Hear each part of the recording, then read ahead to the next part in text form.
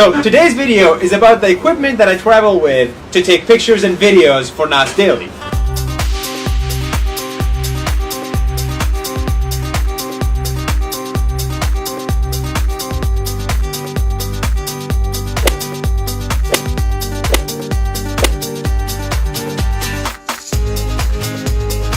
And then there's this DSLR, which I use for everything else.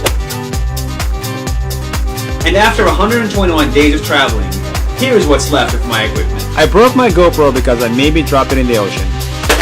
This phone, I broke it a week ago, but luckily I fixed it.